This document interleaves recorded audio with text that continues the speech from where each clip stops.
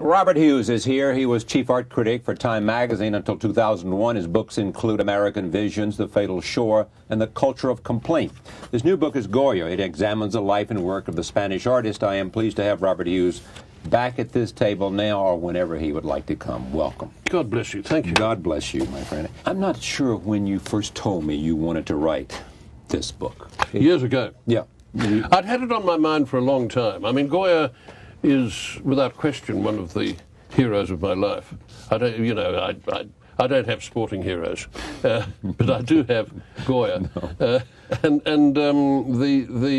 He just totally fascinated me, but I was never able to really find a way into him, because there isn't any diaries, there aren't any diaries, the letters exist, but they're fairly sparse. And yet, nevertheless, there was this feeling, which I felt very strongly, that he had a kind of, not exactly charismatic, but extremely strong character, which enabled him to negotiate all the things that were thrown in his way, principally, of course, his deafness, which, we think of... Came at what age?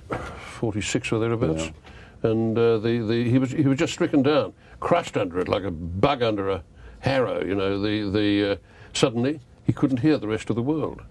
Now, we think sometimes that deafness is a bit comic. Hello, hello, Charlie?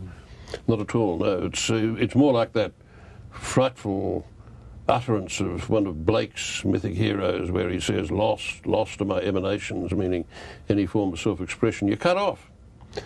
That's what happened to Goya, and to see him fighting his way through it to a new subject matter, to a subject matter which hadn't existed in painting really before, and which becomes an essential link to the modernity that was coming.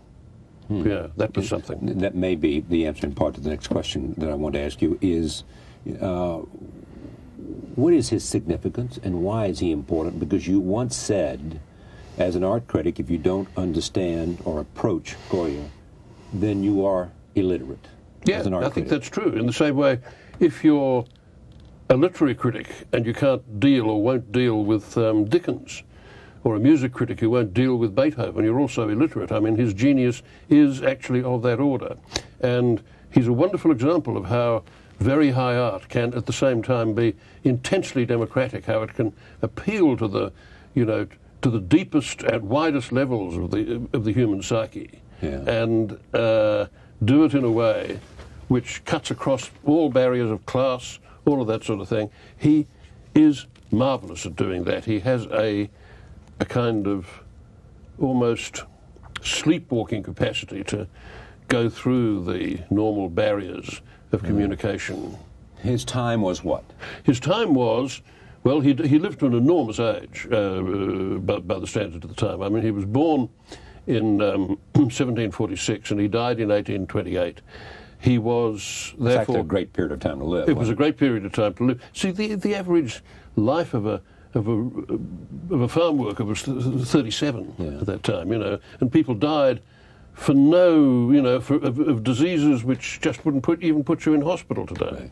Right. And so to live to 82, still relatively hale and hearty, was something of an achievement. I mean, it was like a triumph over death contained in one man. And I mean, he wasn't the only man of his time to live so long, but it was not common. And and there he was, working right up to the end. In fact, one of the last things that he did was a little chalk drawing of this old character with a beard stumping along on two sticks, and at the top there's inscribed in chalk the words, "Aún aprendo," I'm still learning.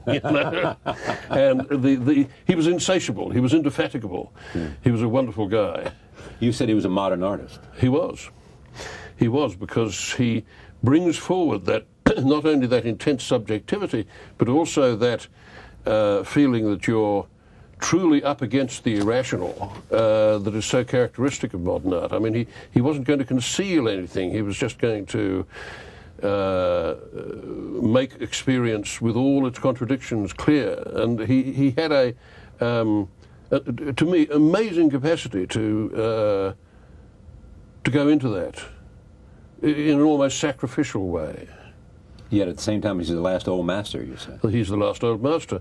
He's a wonderful portraitist. Yeah. He's a great portraitist of power and nobility. He was, after all, he did the best royal portraits ever. And you've got to remember that although there are a lot of people who think that, you know, I mean, here are these potato-faced Bourbons, you know, who haven't got any claim to any particular physical distinction or beauty. And people think that by painting them as they were, or as they looked, Goya was engaged in acts of satire against rubbish. I mean, he probably made them look better than they were, actually. He certainly made Ferdinand VII look better than he was. But they were a damned unprepossessing bunch. And, of course, as dysfunctional a family as the Windsors, I mean, they were really something. The present-day Windsors. Yeah, as the present-day Windsors. I mean, what's her name? Maria Luisa, the wife of Carlos IV, and the mother of the Bourbon who came back after Napoleon took over Spain, said that her son looked like a toad. Yeah. And there wasn't much love lost between them. They were a very strange bunch, and they were very inept. And there was Goya negotiating his way between these people and producing these truly memorable icons of kingship and queenship. Is he one of the great portrait painters? He's one of the greatest portrait painters ever, without a question. In fact, if I was asked to, I mean, he owed something to English portraitists like Gainsborough and Reynolds and Romney and so forth, but he, yeah, absolutely, he's one of the greatest. He's one of the greatest topographers of the human face that ever existed. And he's both extremely faithful and incredibly inventive. Yeah. What was it that Picasso once said that, you know, that a portraitist is, that somebody who paints portraits is painting himself? Yeah, that was before Picasso. It's as much about the painter. That's an old Roman saying. It's as much about the painter as is the subject. Yes, well, I think that's probably true to some degree, but not quite as much. With Goya? Not quite as much with Goya. Yeah. No, I mean, he was very interested in what other people looked like and very respectful of it. But at the same time, there's no question that he injects some of himself into the portraits. I mean, the classic case, I suppose, is the portraits of the Duchess of Alba. Yeah. I mean, people they like to think that he had an affair with the Duchess of Alba, because right here in New York, for instance, there's the portrait of Alba standing with a ring with her husband's picture on it and one inscribed Goya, and she's pointing downwards at an inscription traced in the sand. This is just after her husband's death, and the inscription reads, "Solo Goya, only Goya." Wow. But this is his fantasy, not hers, I think. Yeah. See, he was nuts about her. Not surprisingly, because she was reputed to be the greatest beauty in Spain. I mean, she looked like a sort of supercharged version of Cher. All right, let me take a look at some of these visuals. The first one is a self-portrait in the studio. There he is. There he is, as a Maho.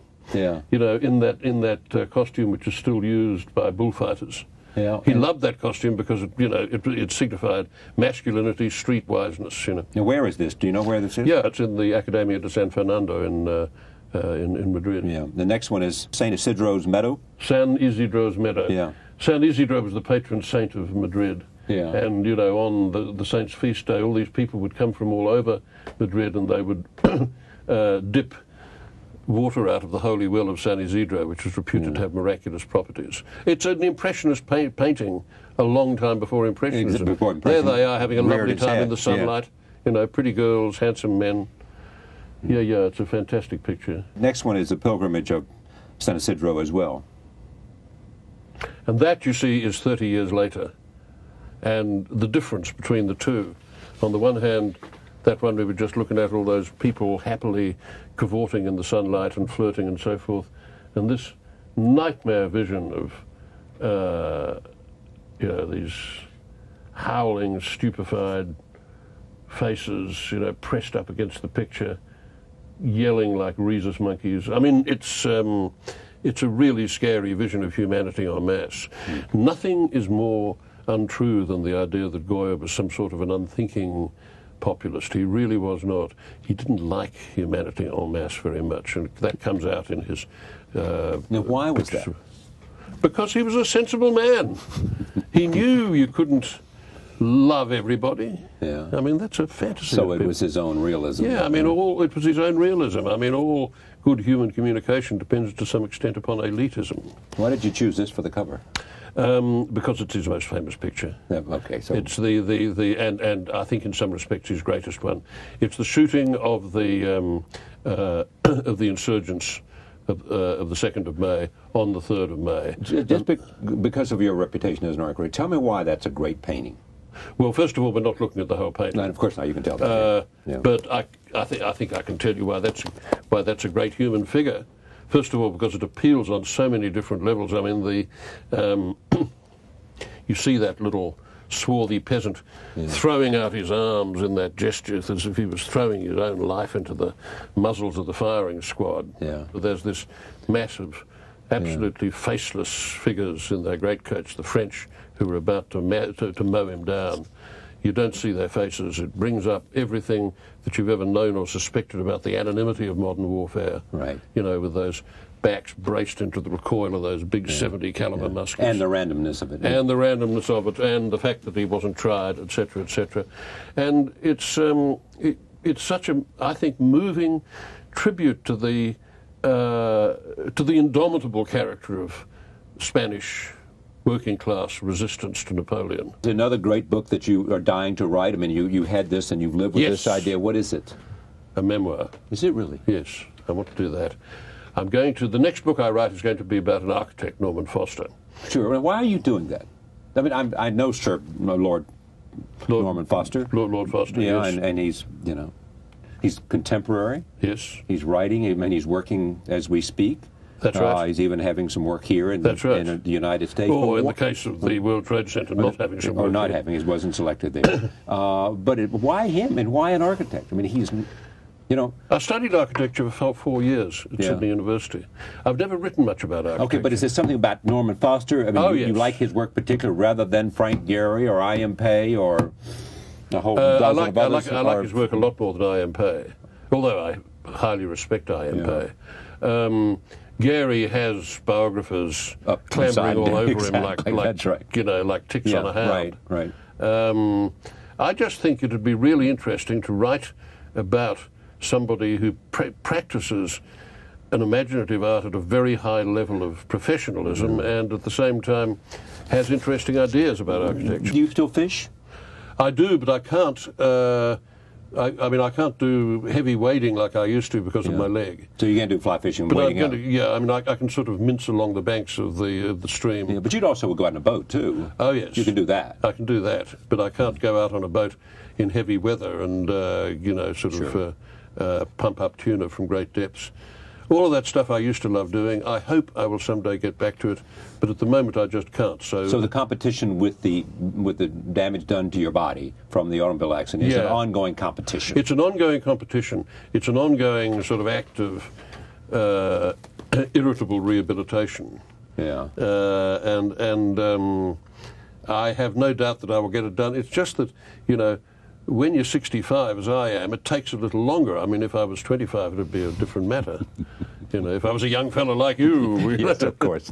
Yeah, but I mean, we've told the story of Robert Hughes, who used to live in the village and roar around town on his motorcycle. On the Honda, sort of the romantic figure that he was at that time.